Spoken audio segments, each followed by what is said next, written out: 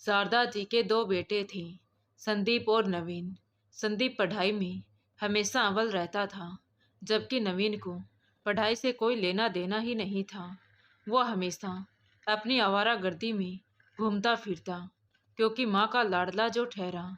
और इसका नतीजा ये हुआ कि 10वीं क्लास में नवीन दोबारा फेल हो गया। जब श्यामलाल जी को उसके रिजल्ट के बारे में पता लगा तो उन्होंने नवीन को बहुत डांटा, लेकिन शारदा जी बीच में ही पक्ष लेते हुए बोली, क्या हो गया जी, अगर फेल भी हो गया तो बच्चा है, आगे थोड़ा ढंग से पढ़ेगा तो पास भी हो जाएगा। आप तो हाथ धोकर इसके पीछे ही पड़ गए हो और उस बड़े वाले को कुछ नहीं कहते हो। उसने अपनी मनपसंद की शादी कर ली, लेकिन फिर भी आपने उसे कुछ नहीं कहा। तो श्यामलाल जी बोले, शारदा तुम फालतू में बकवास कर रही हो। वो पढ़ाई में हमेशा अपनी स्कूल में टॉप रहा है और मनपसंद की शादी करना कोई गलत काम नहीं है। और वैसे भी पहले तो उसने हमको बताया ही था, लेकिन जब आपने उसकी बात नहीं मानी तो उसने कोर्ट मैरिज की है, इसीलिए इसमें उसकी कोई गलती नहीं है। और मैं कह देता हूँ, अगर आप अपने इस लाडले बेटे की इसी तरह पक्ष लेती रही तो आने वाले दिनों में ये हमें कुछ भी नहीं समझेगा। बोलकर श्यामलाल जी वहाँ से चले गए। तो शारदा जी का और किसी पर तो बस चला नहीं। वो अपनी बड़ी बहू प्रिया पर चिल्लाते हुए बोली, यहाँ खड़ी खड़ी मेरा मुंह क्या ताक रही है, खाना कौन तेरा बाप बनाएगा। प्रिया अपनी सास के व्यवहार को अच्छी तरह समझ गई थी, इसीलिए वो कुछ नहीं बोली और चुपचाप रसोई घर में चली गई। शारदा जी प्रिया को नीचा दिखाने का कोई भी मौका नहीं छोड़ती थी, क्योंकि प्रिया ने उनके बड़े बेटे संदीप के साथ लव मैरिज की थी।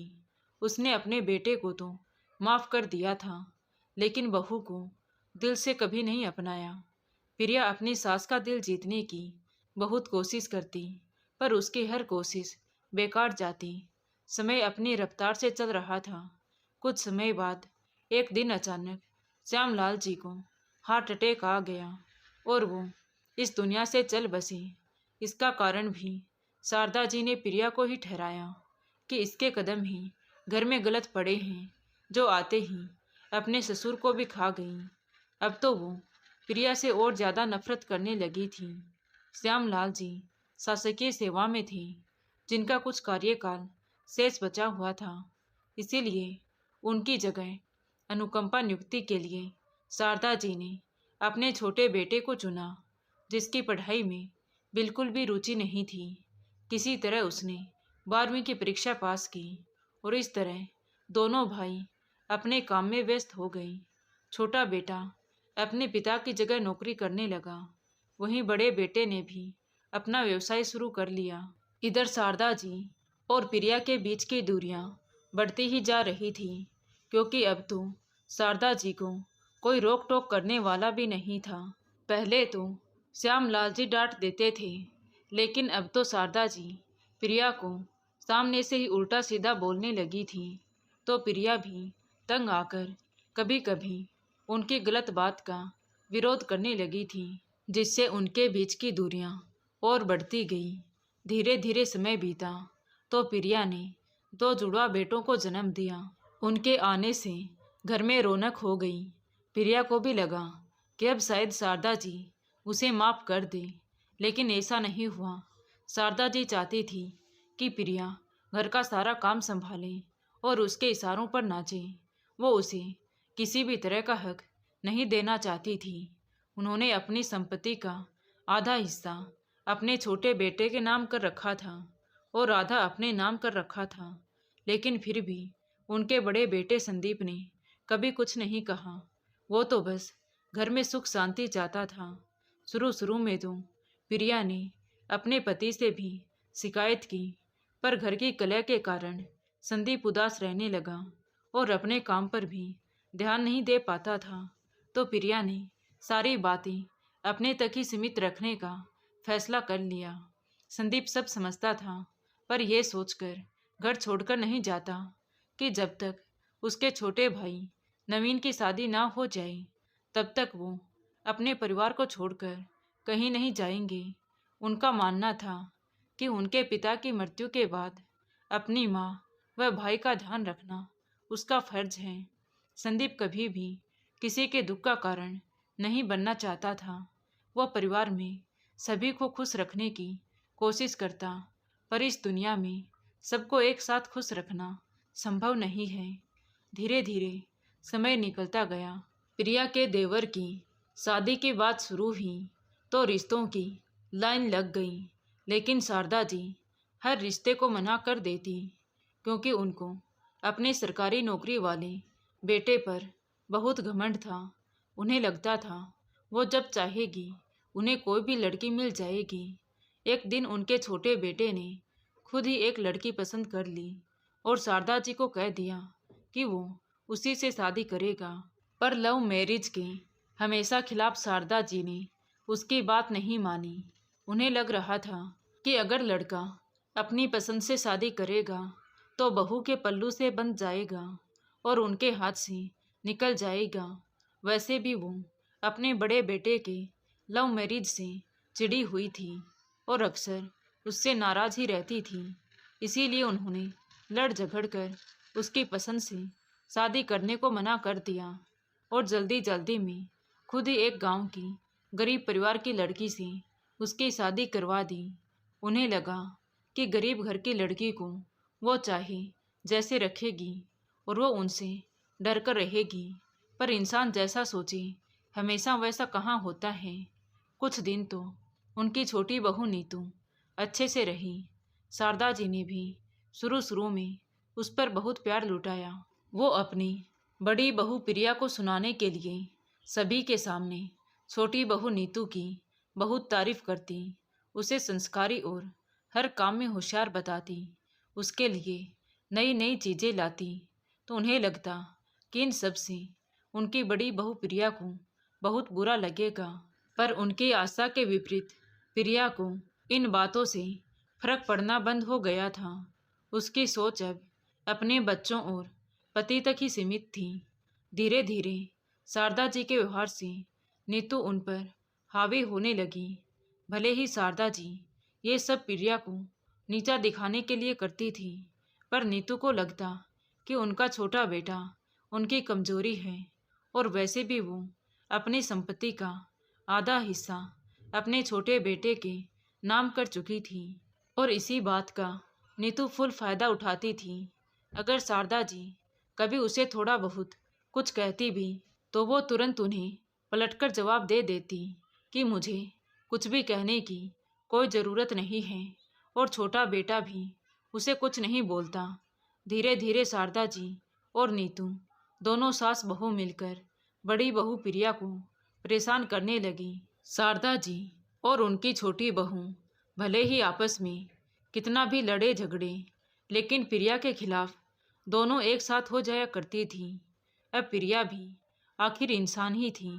हर बात की एक सीमा होती है। प्रिया की सहन शक्ति की सीमा अब खत्म हो चुकी थी।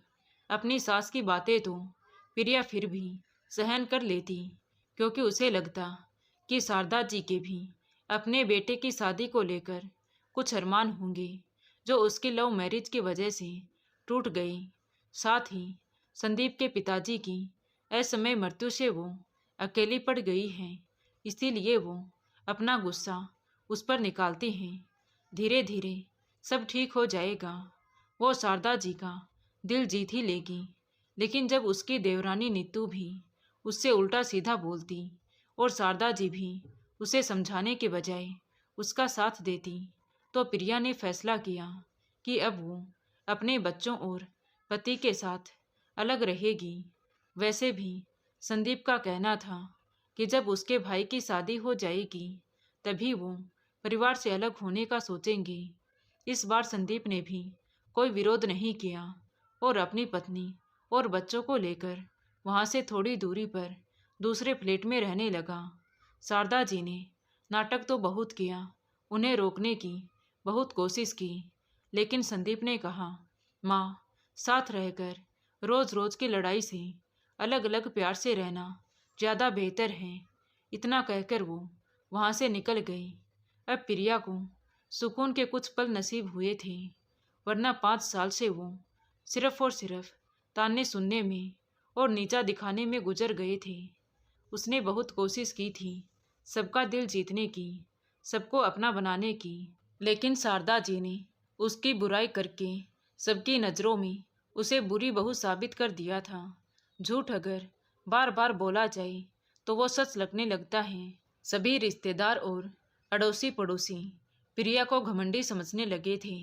इसीलिए अब प्रिया अपनी नई गृहस्थी और नई जगह आकर सुकून महसूस कर रही थी, क्योंकि यहाँ उसको कोई नीचा दिखाने वाला नहीं था। वो जल्द ही वहाँ सभी से घुल मिल गई थी। उसकी एक बहुत बड़ी मित्र मंडली बन गई थी। उसे अब अपने ससुराल और मायके की दोनों की ही कमी महसूस नहीं होती थी। धीरे धीरे संदीप का व्यवसाय भी अच्छा चलने लगा तो उन्होंने एक बड़े शहर में अपना बंगला बना लिया था। इधर शारदा जी को भी लोग संदीप की तरक्की के बारे में बताते तो शारदा जी बहुत जलती कि उन्होंने अपने पास से तो संदीप को एक फूटी कौड़ी भी नहीं दी थी, फिर भी उसने इतनी तरक्की कैसे कर ली। लेकिन शारदा जी को ये नहीं पता था कि इंसान की नीयत अच्छी हो तो उसका नसीब कभी बुरा हो ही नहीं सकता। इसी बीच एक दिन संदीप अपनी माँ से मिलने गांव आया तो शारदा जी ने उसे पैसों का लालच देते हुए कहा कि बेटा, तुम इस घर के बड़े बेटे हो, मेरे बाद मेरे नाम जो भी है सब कुछ तुम्हारा ही है। अगर तुम यहाँ नहीं रह सकते हो तो हम सभी भी तुम्हारे साथ वहीं चलते हैं, सब एक साथ मिलकर रहेंगे। लेकिन संदीप को अब इन बातों से कोई फर्क नहीं पड़ता, क्योंकि वो अपनी माँ का व्यवहार बहुत अच्छे से जानता था। उसकी आंखों के सामने अपनी पत्नी प्रिया का वो चेहरा घूमने लगा कि हालात चाहे जो भी हो, उसके चेहरे की मुस्कान कभी कम नहीं होती थी। लेकिन शारदा जी की नफरत ने उसे अंदर ही अंदर तोड़ के रख दिया था। शारदा जी जब बार बार साथ रहने की जिद करने लगी तो संदीप ने उनसे मिलने जाना ही कम कर दिया। संदीप और प्रिया तो अपनी नई दुनिया में खुश थे, पर यहाँ शारदा जी के कर्मों का हिसाब होना अभी बाकी था। इन सब बातों का असर सबसे ज़्यादा उनकी छोटी बहू नीतू पर पड़ा। उसे लगने लगा कि प्रिया और संदीप तो अपने परिवार के साथ शारदा जी की किचकिच से दूर अलग मज़े से रह रही हैं और उसे अपनी सास को जिंदगी भर झेलना पड़ेगा। यही सोचकर शारदा जी की छोटी बहू नीतू अब घर के कामों में अपना जी चुराती, तबीयत खराब होने का बहाना करके सारा दिन अपने कमरे से बाहर नहीं निकलती। खुद शारदा जी से छुपकर अपने पति से बाहर से दोनों के लिए खाना मंगवा लेती या चिप्स बिस्किट खाकर कमरे से बाहर नहीं आती, जिसकी वजह से शारदा जी पूरे दिन भूखी रहती। शारदा जी ने 1-2 दिन तो उसे टोका, लेकिन जब उसे कोई फर्क नहीं पड़ा तो खुद ही उठकर खाना बनाने लगी और साथ ही शारदा जी को नीतू और नवीन के लिए भी खाना बनाना पड़ता। जैसे ही खाना बनता तो नीतू उसे दवाई लेनी है बोलकर अपना और अपने पति का खाना अपने कमरे में ले जाती। धीरे धीरे शारदा जी पर घर के सारे कामों की जिम्मेदारी आ गई। नीतू अब घर का कोई काम नहीं करती। उन्हें अब किसी का डर नहीं था। अगर शारदा जी कुछ भी बोलती तो उनके बेटे बहू दोनों मिलकर बहुत तमाशा करते। आसपास के लोग रोज उनके घर का तमाशा देखते। शारदा जी ने अब उन दोनों को कुछ भी कहना छोड़ दिया था। अब उन्हें अपने बड़े बेटे संदीप की कमी बहुत महसूस होती थी। वो संदीप जिसने शारदा जी के इतना कुछ गलत करने के बाद भी उन्हें कभी अपमानित नहीं किया। वो बेटा जिसको शारदा जी ने अपनी संपत्ति में से कुछ भी नहीं दिया, फिर भी उसने कुछ नहीं मांगा। जिस बेटे बहू के घमंड में उन्होंने अपने बड़े बेटे बहू की जिंदगी में इतना जहर घोला, आज उसी बेटे बहू ने शारदा जी को नौकरानी बनाकर रख दिया था। नीतू अब घर की मालकिन बन के रहती और शारदा जी की हैसियत अपने ही घर में एक नौकरानी जैसी हो गई थी। वो सारे दिन घर का काम करती। उनका छोटा बेटा कभी ड्यूटी पर तो कभी दोस्तों के साथ जुआ खेलने चला जाता और शराब पीने में व्यस्त रहता। और नीतू दिन भर आराम से टीवी देखने में या घूमने फिरने में अपना समय बिताती। एक दिन शारदा जी बाजार से कुछ सामान लेकर आ रही थी तो तेज धूप के वजह से उन्हें चक्कर आ गया और वो गिरते गिरते बची। उनका सारा सामान बिखर गया और फोन भी हाथ से छूटकर नीचे गिर गया। उन्होंने जैसे तैसे खुद को संभाला और अपना सामान और टूटा फोन, जो अभी किसी काम का नहीं था, वो लेकर घर आ गई। जब नीतू को उन्होंने बताया कि आज रास्ते में क्या हुआ तो वो बुरा सा मुंह बनाकर बोली कि आपके ये सब नाटक मेरे सामने नहीं चलेंगे, जाकर खाना बनाइए, मुझे भूख लग रही है। उसकी बात सुनकर शारदा जी की आंखें भर आई और चुपचाप उठकर रसोई में खाना बनाने चली गई। अगले दिन नीतू अपने भाई की शादी का नाम लेकर अपने मायके चली गई और नवीन को भी अपने साथ ले गई। उनके जाने के बाद शारदा जी घर का काम समेटकर जैसे ही अपने कमरे में आराम करने आई तो उनकी आंखों से आंसुओं का सैलाब निकल पड़ा। अब उनका स्वास्थ्य देखने वाला कोई नहीं था। रिश्तेदारों ने भी उनके अक्कड़ स्वभाव की वजह से उनसे मतलब रखना बंद कर दिया था। कहाँ सबको अपनी एक आवाज़ से डरा देने वाली शारदा जी की दशा आज ऐसी हो गई थी कि वो अपने ही घर में बिल्कुल अकेली और लाचार रह गई थी। जहाँ प्रिया और संदीप उनसे पूछे बिना एक कदम भी बाहर नहीं निकालते थे, आज वही छोटे बेटे बहू उनकी आंखों के सामने उन्हें बिना बताए ही रोज घूमने फिरने निकल जाते। धीरे धीरे समय बीता। नीतू और नवीन को गए हुए 1 महीना हो गया था और उसके भाई की शादी भी हो गई थी, लेकिन अभी तक वो लोग वापस नहीं आए थे। शारदा जी को कमजोरी के कारण अक्सर चक्कर आने लगते थे। तबीयत भी अब ठीक नहीं रहती थी। एक दिन उन्हें सीने में दर्द उठा और सांस लेने में भी दिक्कत हो रही थी तो उन्होंने अपने पड़ोस के बच्चे से कहकर दवाई मंगवाई, लेकिन जैसे ही वापस घर आई तो वहीं बेहोश होकर गिर पड़ी। जब वो बच्चा दवाई लेकर आया तो सामने शारदा जी को बेहोश देखकर वो जल्दी से अपने माता पिता को बुलाकर लाया। उसके पिताजी के पास उनके छोटे बेटे के नंबर थे। उसने उसे फ़ोन किया तो फ़ोन नीतू ने उठाया। उन्होंने जैसे ही शारदा जी की तबीयत के बारे में बताया तो उसने आवाज़ ठीक से नहीं आ रही कहकर फ़ोन रख दिया। तो वो लोग खुद ही शारदा जी को जल्दी से अस्पताल लेकर गए और किसी दूसरे पड़ोसी से नंबर लेकर उनके बड़े बेटे संदीप के पास फ़ोन किया और उसे शारदा जी की हालत के बारे में बताया। तो संदीप उस समय अपने बिजनेस के सिलसिले में शहर से बाहर गया हुआ था। उन्होंने पड़ोसी अंकल से ठीक है बोलकर फ़ोन काट दिया और तुरंत अपनी पत्नी प्रिया को फ़ोन करके माँ की तबीयत के बारे में बताया और उसे तुरंत अस्पताल पहुँचने के लिए कहा। तो प्रिया ने संदीप से उनके पड़ोसी अंकल का नंबर लिया और बच्चों को रानी दीदी, जो उसके घर के कामों में उसकी हेल्प किया करती थी, उसके पास छोड़कर तुरंत अस्पताल के लिए निकल गई। जब वो अस्पताल पहुंची तो उनके पड़ोसी अंकल वहीं गेट के पास ही मिल गई।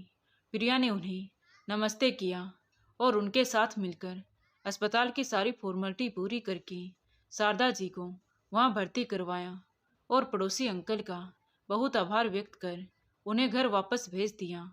अब अस्पताल में सिर्फ प्रिया और शारदा जी ही थी। डॉक्टर ने उनके बहुत सारे टेस्ट किए और बताया कि शारदा जी की दोनों किडनियां खराब हो चुकी हैं।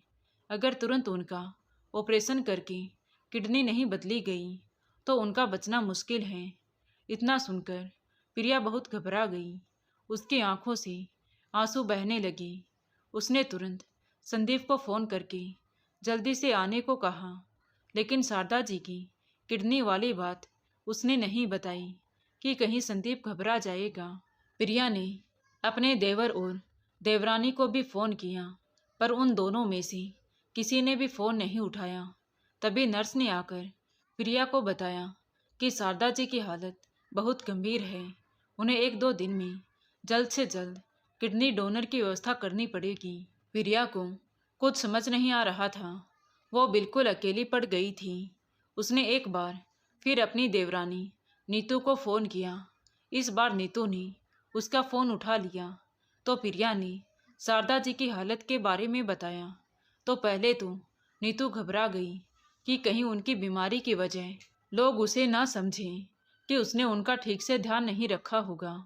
ना ही इतने दिनों में एक बार भी उनसे बात करने की कोशिश की।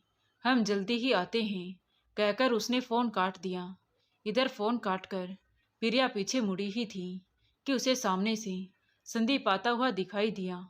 उन्हें देखकर प्रिया फूट फूट कर रोने लगी और शारदा जी की किडनी के बारे में बताया तो संदीप के आंखों में भी आंसू बह निकले। इधर नीतू का मायका पास ही था तो नीतू और नवीन भी अस्पताल पहुंच गई। नीतू को डर था कि कहीं शारदा जी ने संदीप का हक छीनकर जो कुछ भी उसके पति के लिए किया है उसके बदले में वो कहीं उससे या उसके पति से किडनी ना मांग ले। उसने शारदा जी को दूर से ही देखा और मेरी तबीयत ठीक नहीं लग रही, मैं घर जाकर दवाई खाकर थोड़ा आराम करके आती हूँ कहकर चलती बनी। उसका पति भी नीतू को छोड़कर आता हूँ बोलकर उसके साथ ही चला गया। तभी संदीप ने प्रिया से कहा कि तुम माँ का ध्यान रखो, मैं अभी आता हूँ। इतना कहकर वो सीधा डॉक्टर के केबिन में पहुंचा और बोला कि डॉक्टर, इंसान एक किडनी के साथ भी जीवित रह सकता है। अगर डोनर नहीं मिल रहा है तो वो अपनी किडनी अपनी माँ को देने के लिए तैयार है। आप जल्दी से सारे टेस्ट कर लीजिए। संदीप को तेजी से निकलता देख प्रिया घबरा गई और वो भी उसके पीछे पीछे आ गई। उसने संदीप और डॉक्टर की सारी बातें सुन ली थी। वो अंदर आकर संदीप के सामने खड़ी हो गई और पूरी दृढ़ता से बोली कि आप माँ को किडनी नहीं देंगे। तो संदीप भी घबरा गया। उसे लगा कि प्रिया के साथ उसकी माँ ने जो भी किया इस कारण शायद वो उसे किडनी देने से मना कर रही है। लेकिन तभी प्रिया आगे बोली कि अगर किडनी देनी है तो वो अपनी किडनी देगी, क्योंकि संदीप को अपने व्यवसाय के कारण हमेशा भागदौड़ करनी पड़ती है। कई दिनों तक घर से बाहर रहना पड़ता है, इसलिए वो नहीं चाहती थी कि संदीप के स्वास्थ्य पर जरा सा भी फर्क पड़े। भले ही इंसान एक किडनी के सहारे जीवित रह सकता है, लेकिन भगवान के बनाए शरीर में छेड़छाड़ करने के दुष्परिणाम तो होते ही हैं। संदीप ने पहले तो साफ मना कर दिया, पर प्रिया के बहुत समझाने पर संदीप भारी मन से मान गया। संदीप और प्रिया ने जल्दी जल्दी हॉस्पिटल की सभी औपचारिकताएं पूरी की और इत्तेफाक से प्रिया की किडनी शारदा जी से मैच भी हो गई। दोनों को ऑपरेशन के लिए ले जाया गया। शाम को डॉक्टर ने बाहर आकर बताया कि ऑपरेशन सफल हुआ। शारदा जी और प्रिया दोनों ठीक हैं। कुछ ही देर में उन्हें रूम में शिफ्ट कर दिया जाएगा, फिर आप उनसे मिल सकते हैं। तो संदीप ने डॉक्टर को धन्यवाद किया और भगवान का भी शुक्रिया अदा किया। थोड़ी देर बाद शारदा जी और प्रिया को रूम में शिफ्ट कर दिया गया। इधर शारदा जी के लाडले बेटे बहू अपना मुंह छुपाकर बैठे थे। नीतू अपनी बीमारी का बहाना करके दोबारा शारदा जी से मिलने ही नहीं गई और उसका पति भी जरूरी काम का बहाना बनाकर शहर से बाहर चला गया। ऑपरेशन हुए 4-5 दिन गुजर गए, पर वो दोनों शारदा जी से मिलने नहीं आए। अब तो नीतू यही चाहती थी कि संदीप और प्रिया शारदा जी को अपने साथ ही ले जाएं, तो उसे शारदा जी से छुटकारा मिल जाएगा। कुछ लोग शारदा जी से मिलने आए थे। उनके जाने के बाद शारदा जी ने प्रिया की ओर देखा और उनकी आंखों से आंसू लुढ़क गए। उन्होंने प्रिया के सामने अपने दोनों हाथ जोड़ लिए और इतना ही कह पाई, हो सके तो मुझे माफ़ कर दो बेटी, मैंने तुम्हारे साथ बहुत गलत किया। मेरी जान बचाने के लिए तुम्हें अपने जीवन को दांव पर नहीं लगाना चाहिए था। मर जाने देती मुझे, मेरे कर्मों की सज़ा मिल जाती। तुम्हारा एहसान मैं कभी नहीं चुका पाऊंगी। तो प्रिया उनके गले से लग गई और इतना ही बोल पाई कि ऐसा मत कहिए, आप मेरी माँ हैं और बच्चे माँ पर एहसान नहीं करते। मैंने सिर्फ अपना फर्ज निभाया है। अब आप जल्दी से बिल्कुल ठीक हो जाइए और घर चलिए। बच्चे आपका इंतजार कर रहे हैं। संदीप वहीं खड़ा अपनी पत्नी और माँ को देख रहा था। आज उसे अपनी पसंद पर गर्व हो रहा था। शारदा जी ने उसे भी पास बुलाया और उससे भी हाथ जोड़कर माफ़ी मांगने लगी। तो संदीप भी अपनी माँ के गले लग गया। आज शारदा जी ने उसकी शादी के बाद पहली बार उसके सिर पर प्यार भरा हाथ रखा था। एक दो दिन में उनके हॉस्पिटल से छुट्टी हो गई तो शारदा जी ने संदीप से कहा कि घर का आधा हिस्सा अभी भी उनके नाम पर है और उन्हें वहाँ से कोई नहीं निकाल सकता, इसलिए वो उन्हें वहीं छोड़ दे। लेकिन संदीप और प्रिया नहीं माने। उनकी हालत अभी नाजुक थी और वो उन्हें ऐसी हालत में बिल्कुल भी अकेला नहीं छोड़ना चाहते थे। उनके बहुत जिद करने पर शारदा जी भारी मन से उनके साथ जाने को तैयार हो गई। वैसे भी उनकी हालत अब ऐसी नहीं थी कि वो अपना ध्यान खुद रख सके। उन्हें अपने किए पर बहुत शर्मिंदगी महसूस हो रही थी। उन्हीं की हरकतों ने प्रिया और संदीप को अपना घर छोड़कर किराए के घर में रहने के लिए मजबूर किया था। शारदा जी अब बड़े बेटे बहू के पास आ तो गई थी, लेकिन कभी कभी अपने व्यवहार को याद करके वो आत्मग्लानि से भर जाती। प्रिया के निश्चल प्रेम को देखकर उनका दिल भर आता। सब नजरिए का खेल होता है।